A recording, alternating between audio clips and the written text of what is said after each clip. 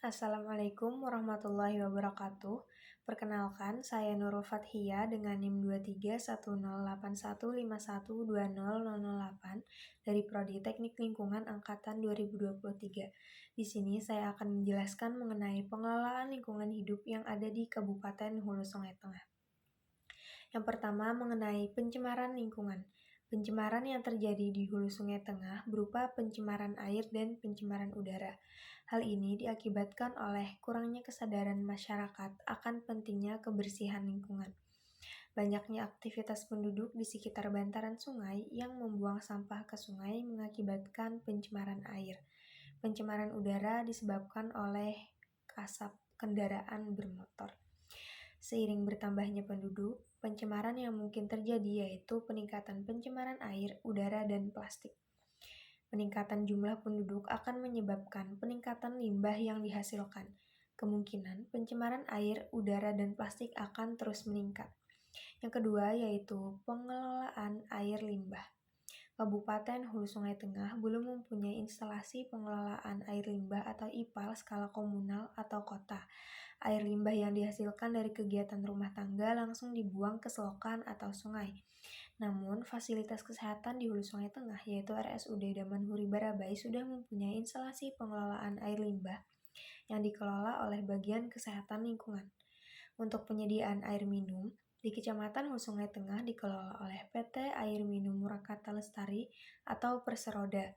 Air baku diambil dari air sungai dan diolah melalui serangkaian proses dan dialirkan menuju rumah-rumah penduduk. Terkait pengelolaan sampah yang ada, pemerintah Kabupaten Hulu Sungai Tengah melalui Dinas Lingkungan Hidup dan Perhubungan melakukan upaya yang maksimal untuk mengelola sampah sebelum dibuang ke TPA atau tempat pemprosesan akhir. Pengurangan timbulan dilakukan dengan kegiatan kampanye HST No Plastik ke sekolah-sekolah oleh Dinas Lingkungan Hidup dan Perhubungan.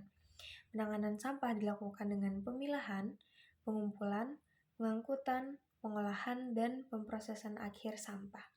Sampah yang terkumpul dari sumbernya diangkut ke TPS 3R atau TPST yang tersebar di beberapa titik di Hulu Sungai Tengah. Sampah yang dihasilkan dipilah sesuai jenisnya. Sampah organik dimanfaatkan untuk pembuatan kompos dan budidaya maggot BSF. Pembuatan kompos dilakukan di beberapa TPS 3R dan rumah kompos seperti TPS 3R Cempaka Putih di Desa Mandingin dan rumah kompos yang ada di TPA Telang. Sampah anorganik seperti plastik, kardus, dan kaleng dikumpulkan dan disetor ke bank sampah. Sampah plastik kemasan dimanfaatkan sebagai ekobrik, dan ekobrik sendiri adalah alternatif bata ramah lingkungan yang terbuat dari botol dan sampah plastik. TPS 3R yang membuat ekobrik berada di Matangginalon.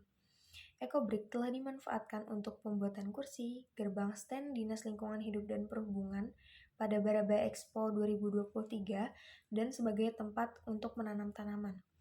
Sampah residu yang tidak bisa dimanfaatkan di TPST maupun TPS 3R dibuang ke TPA yang berada di Desa Telang, Kecamatan Batang Alai Utara.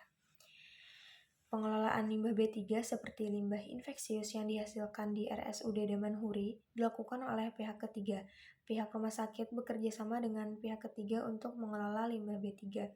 Namun RSUD Damanhuri telah memiliki tempat penyimpanan sementara limbah B3 yang sudah mempunyai izin.